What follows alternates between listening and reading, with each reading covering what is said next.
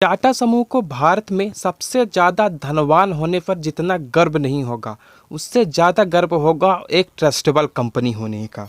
जी हाँ दोस्तों, 2011 में इक्विटी मास्टर के एक सर्वे ने टाटा कंपनी को सबसे ज़्यादा एक ट्रस्टेबल मतलब विश्वसनीय कंपनी का दर्जा दिया। जी हाँ दोस्तों, यह बहुत ही रेयर बात है कि कोई कंपनी सबसे ज़्यादा अमीर भी हो और साथ ही साथ सबसे ज़्यादा विश्वसनीय। तो आज हम इस वीडियो में हम बात करने वाले हैं जमशेदजी टाटा और उनके टाटा कंपनी के बारे में, जो आज भारत के एक बैकबोन के नाम से भी जानी जाती है।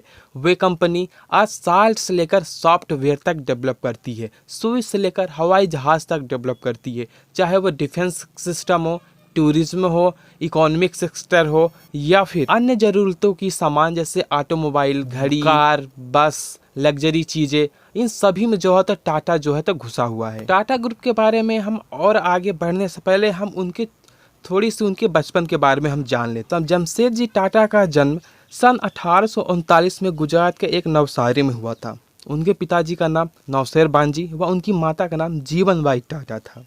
पारसी खानदान में जमशेदजी टाटा के पिता मतलब नौशेर बांजी जो है तो वो पहले जो है तो बिजनेसमैन थे, मतलब उनके सभी जो है तो पूर्वज जो है तो एक पादरी थे, लेकिन उन्होंने कुछ अपना अलग सा ही एक धंधा शुरू करने का सोचा। उन्होंने सोचा कि मैं अपने परिवार वालों से हटकर एक काम करूंगा, तो उन्होंने जो है तो बिजनेस का रास्ता अपना। जमशेदजी 14 वर्ष की उम्र से ही अपने पिता का व्यवसाय में हाथ बटाना चालू कर दिया था और साथ ही साथ वे एल्फिंस्टन कॉलेज में पढ़ाई के दौरान ही उन्होंने हीराबाई दबू से विवाह कर लिया और वे 1858 में ग्रेजुएट हुए और पिता के व्यवसाय में पूरी तरह से जुड़ गए। अब हम बात करते हैं कि आखिर वह छोटा बच्चा अब आगे चलकर और क्या क्या कारनामे करने वाला है। मतलब जी हाँ, मेरा मतलब सीधा जमशेदजी से। वह दौर बहुत ही कठिन था। अब मैं बात कर रहा हूँ 1857 या 58 की। तो उस टाइम पे जो है भारत में बहुत ही भीषण स्थितियाँ थी। चारों तरफ जो दंगे थे, प्रसाद थे और अंग्रेज जो तो बहुत ही क्रूरता से जो है तो भारतीयों को दबा देते थे, मतलब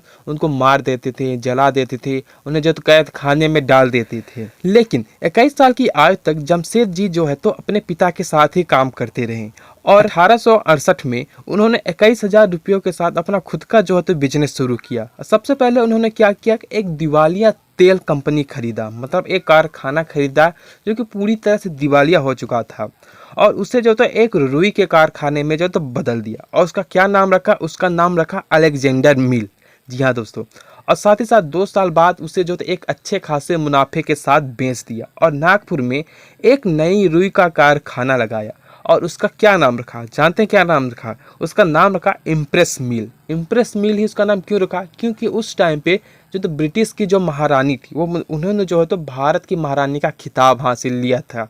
जी हाँ दोस्तों, भारत की महारानी का खिताब हासिल किया था और उन्हें इम्प्रेस करने के लिए उन्होंने जो है तो इम्प्रेस मिल रखा। इम्प्रेस का मतलब होता है महारानी। आप लोग जो है तो इतिहास को बहुत ही अच्छे से जानते हैं। साथ साथ ही बम्बई अभी भी जो तो एक कॉटन मिल के नाम से जानी जाती है, मतलब कॉटन नगरी के नाम से जानी जाती है। लेकिन अब आप लोग सोच रहे होंगे कि भाई जमशेदजी ने अब इतनी बड़ी मुंबई को छोड़कर नागपुर में ही क्यों जो तो अपनी कॉटन मिल जो है तो स्टार्ट की। तो कॉटन मिल नागपुर में खोलने के पीछे उनका सबसे बड़ा हाथ यह था कि मुंबई में बहुत भीड़ हो चुकी थी। जी हाँ दोस्तों, मुंबई में बहुत बड़े से बड़े व्यापारी थे, तो उन्होंने अपना व्यापार, अपनी मिल जो है तो इन भीड़ भाड़ से अलग जगह ही खोलना जो है तो पसंद किया, जिससे वह नागपुर और उसके आसपास के लोग उनसे ज़्यादा प्रभावित हो और उनके कंपनी से मतलब उनके मिल से जो है तो रुई को खरीदे। 1869 तक टाटा परिवार को एक छोटा मोटा व्यापारी समझा जाता था।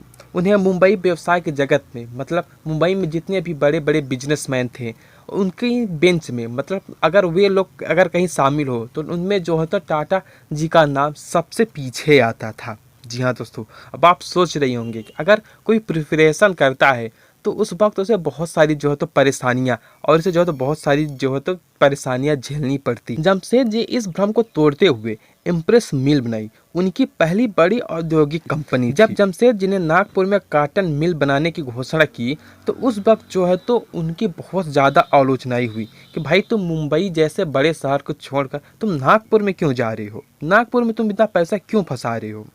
इसलिए जब जमशेदजी ने नागपुर को चुना तो उनकी आलोचनाएं हुई। एक मारवाड़ी फाइनेंसर ने इम्प्रेस मिल में निवेश के बारे में कहा यह तो जमीन खोद कर उसमें सोना दबाने जैसा है। दरअसल जमशेद ने नागपुर को 3 कारणों से चुना था। कपास का उत्पादन आसपास के इलाकों में होता था और रेलवे जंक्शन समीप था और पानी तथा ईंधन की प्रचुर मात्रा वहाँ पे उपलब्ध। अब जमशेद जी जो है तो आगे धीरे धीरे बढ़ते जा रहे थे, लेकिन कहते हैं ना कि कामयाबी के पीछे पहले रुकावटें आती हैं। तो ऐसा भी जमशेद जी के साथ ही हुआ। अपने कारोबारी जीवन की शुरुआत में ही जमशेद जी एक गंभीर आर्थिक झटका उनको लगा।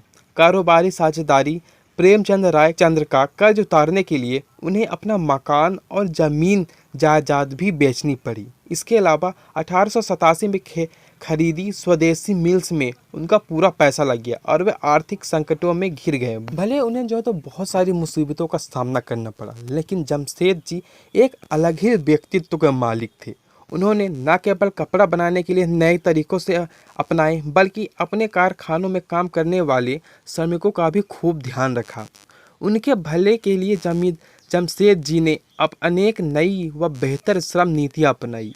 इस नज़र से वे अपने समय में कहीं आगे थे। सफलता को कभी केवल अपनी जागीर नहीं समझा, बल्कि उनके लिए उनकी सफलता उन सब की थी जो उनके लिए काम करते थे। जमशेद जी की उनके राष्ट्रवादी और क्रांतिकारी नेताओं से नज़दीकी संबंध थे।